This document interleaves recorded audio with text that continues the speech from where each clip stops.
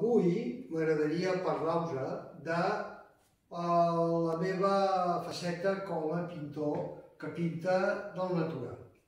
Des de fa uns 5 anys, sempre dic 5 anys, potser fa 6, potser fa 7, no ho sé, no me'n recordo, cada dimarts em ve una model que es diu Federic, i aquesta model ve i la pinto per fer un exercici de correcció dels amaneraments que pot fer el fet de pintar sempre de memòria. Ella, no li dic mai com té que venir vestida, ve vestida, i la sorpresa del que porta, llavors jo m'espavilo a treure'n un resultat. Aviam, a vegades, com aquí, no solament és captar la model i la seva situació, sinó intentar captar també el que és l'entorn.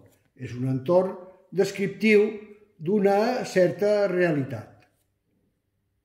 És el racó de l'estudi amb una llum lateral. A vegades, a la peça del costat, en lloc de fer un fons figuratiu, és un fons com pompeià, no? Treballant el color vermell amb els seus matisos i les seves vibracions.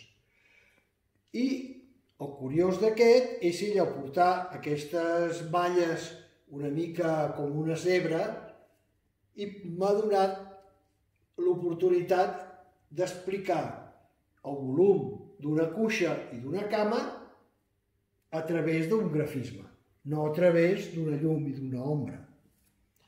Naturalment, això és un exercici que he anat fent i que és, diguem-ne, com una cura de salut. Una cura de salut perquè així jo enriqueixo el meu repertori de llums, de volums, de la realitat. Espero que us agradi aquest vídeo i us continueu subscrivint al meu canal de YouTube.